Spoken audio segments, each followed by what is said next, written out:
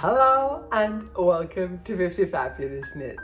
My name is Pia and I am, as always, so very happy that you're joining me here today for a little chat about yarn and knitting. Today I am wearing my vesty thing. I think it was Karen who named it. I love the name. It is the vest slash t-shirt slash sweater that I was knitting I want to say towards the end of summer, late July, August, something like that. The months are kind of a blur to me, but it is this, I'll just try to get up a little, this cropped, very oversized vesty thing that I use over, as today, long sleeve t-shirts. I use it over button-down shirts. I use it over a jean jacket or a leather jacket just to get that little extra snuggly coziness. It has this split hem, a bit longer in the back, short sleeves, and a little turtleneck here. So it is just super, super cozy. It is heavily inspired by a vesty thing that I saw in a shop window in Milan. I will say though that after wearing this for a while, I have a lot of ideas on how to make this better. Improving the fit, the construction, the overall look of it. So I think at some point I am gonna revisit this pattern, this project, and trying to make it even more my own. This one I knit sort of using an old drops pattern, only I changed everything about that pattern. I changed the stitch pattern, the stitch count, the length, the everything. But yeah, I am really enjoying this thing. I knitted using some drops tweed held together with some drops brushed alpaca to give me this super squishy, still sort of light material. And it looks just like a little rough. Like if I had used some mohair instead, it would have been much more fluffy and kind of nicer. The brushed alpaca silk gives this lived-in rough look that I like so much. So yeah, if you want to know more about how I made it, I will suggest that you go back to my videos from late summer, because I know that I go through in every detail how I made this thing. I don't have any finished objects this week, which is probably because I didn't touch any of my whips from last week. There were a couple of those that I could have finished within a week if I had put some work into it. And I mean, there's a couple of them that I should have been working on because I really want to wear them. That's my cat number 3, the modifications that I made to that. I should have finished that. It would be a wonderful piece to wear as a layering piece here. And also my perfect little cardigan. Again, wonderful layering piece that I would get so much wear out of. I should have been working on those, but I guess I've not been in a should mood. I have instead casted on all the things and enjoyed myself immensely. One of my cast-ons for this week is actually, that's a practical, sensible thing to cast on. Little John knitted a sweater. I have knit him many sweaters in the past, and his brother Lucas is, he's really enjoying those sweaters, but John grew out of them. The only one he has that he sort of fits is the Glenmore mini that I made for him last year. But the fit of the Glenmore mini is not perfect on his body. So I decided to go ahead and knit him a sweater. I showed you the yarn last week. John wanted a sweater that was orange on top, white in the middle, and red on the bottom. And I was like, yeah, let's talk to mommy. And mommy wanted a sweater that was olive green because his eyes are olive green, so he looks adorable in that color. We decided to compromise, so this is what we're doing. We are doing an olive green sweater, but with orange and red stripes in the ribbing. And mommy and John are both happy. And so am I. It looks adorable. I really like it. I love the little pops of color. Also, these colors make it look very seasonally appropriate. It should have been finished for Halloween, really, but it's still a perfect piece for fall, and I'm sure that you will enjoy it in the winter as well. It is an acrylic yarn. Of course, I don't have the ball band. Is it called pearl spun? Something like that. It is an acrylic worsted weight yarn, and I know why his mom picked this yarn. It is soft, but it is also machine washable. It can go into the dryer. It's a minimum care yarn, and I totally get it. Totally. And it's okay to knit with. It doesn't have this squeaky feeling that some acrylic yarns can have.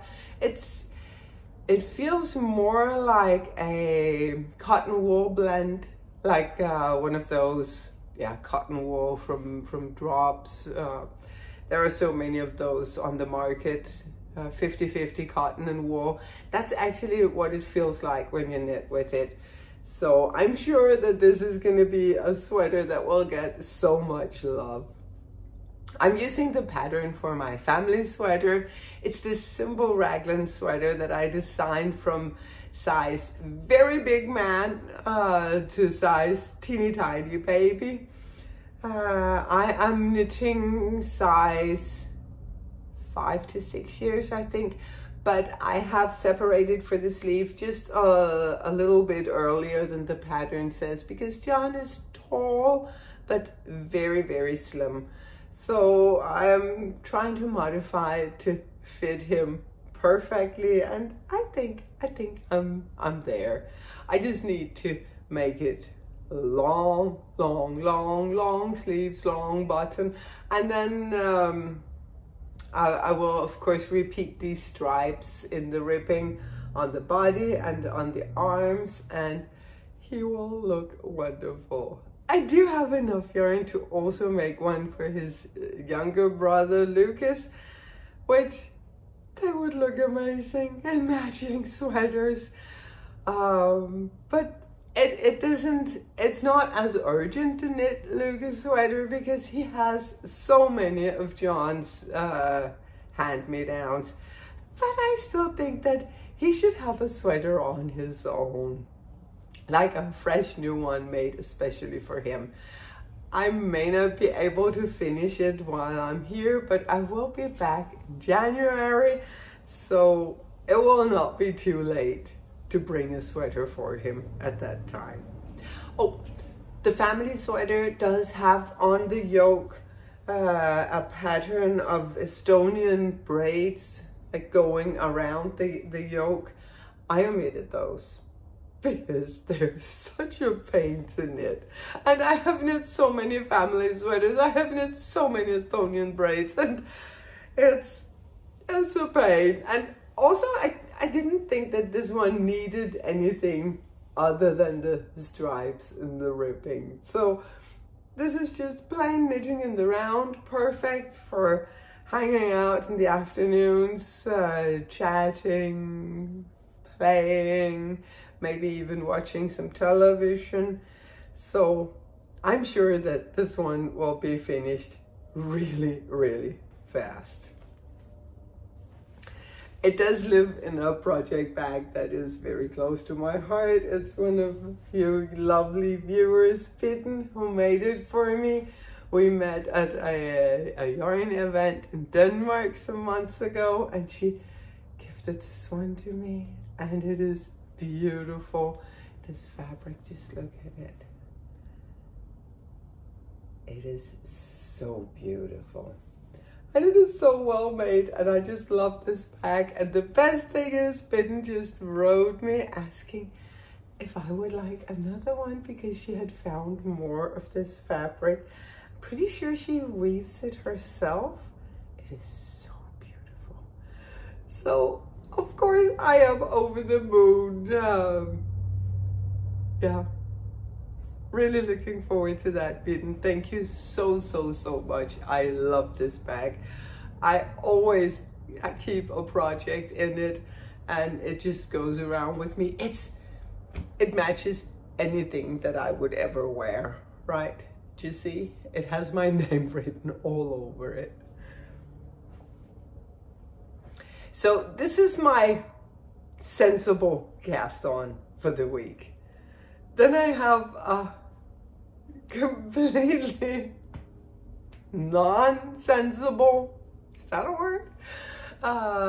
Cast on that, and I mean, I had no business casting this on, but in my defense, it really wasn't my fault.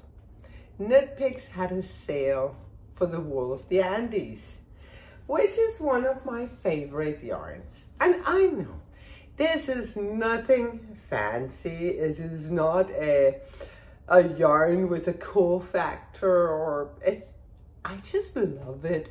It is such a workhorse of a yarn, and it is rustic. It is it's non-superwash. It is just, it knits so beautifully, and it is very budget friendly now. There even was a sale. I don't know that it's still going, but yeah, I had to get some because I really love this yarn. It is just Peruvian Highland wool, so nothing special. Just that kind of yarn that you really want in your yarn collection because it goes with anything. It can combine with anything. It's wonderful. I decided to use my lovely new wool of the Andes to knit up one of my old shawl patterns, the Calazzo shawl.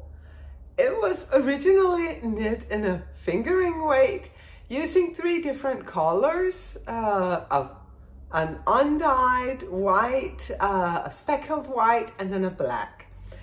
But I wanted to see what would happen if I knitted up in a worsted weight in just one solid color. I was hoping to get like a big, squishy, warm shawl, and I think that is exactly what I'm getting. It needs blocking, but that's the nature of shawls, I guess. So where I'm at is I have just started the lace pattern. And as you can see, this pattern here, that would in the original be knit in some color work, black and white. I have just decided to instead do a little stitch pattern in some knits and pearls, and then go directly into the lace work, again using the same color throughout. And I really love how this is knitting up. I'm sure this is going to be a lovely shawl, and I really enjoy working on it. I had decided to, clear my needles, get ready for when Advent season starts. I have 3 Advent calendars this year, so I really wanted to just have everything done so that I could only focus on Advent knitting. But you know, this shawl can easily just, I have enough needles. I can easily just let this wait. It'll still be there in January because I'm probably not gonna finish it before December 1st. But yeah, about Advent season. I have again this year an Advent sweater coming out. A sweater much like the one from last year, the Jericho's Rose, with a solid main collar, and then you use your advent colors to do some color work on the solid main collar. It will be coming out on November 24, because 1 month before the big night. I will be sharing some information about it soon, just what kind of yarn you're going to need for your main color, and some information about sizes, gauge, all of that good stuff.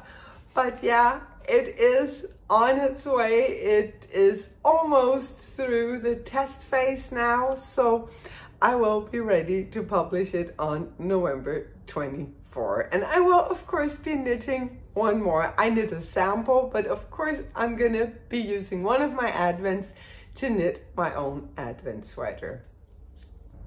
I am also this year gonna be doing Vlogmas. I have been wanting to do Vlogmas for so many years now, but I've always felt like a little bit intimidated. It seems like a huge commitment to be vlogging every day throughout the month of December, but this year I'm gonna try. I hope you're up for it. I know not everyone loves Vlogmas. I do. I really love these short little videos where I can just pop into someone's life and see what they're up to. But I am also gonna try to record a couple of regular podcasts for those of you who do not care for Vlogmas. And that was it for the creative content this week. For life in general, well, we're still enjoying family life here in Texas. It was Halloween on Tuesday, which was a lot of fun. I mean, Halloween in the States is just awesome. I need to go every year for Halloween because it is so much fun. We went trick-or-treating with the little ones, and yeah, I'm gonna include some video for you to see what Halloween is like over here. And I am gonna end things here. I really hope to see you again next week. I hope that you are knitting on some wonderful things, really enjoying yourself. Until I see you again, stay safe, stay happy, and keep knitting.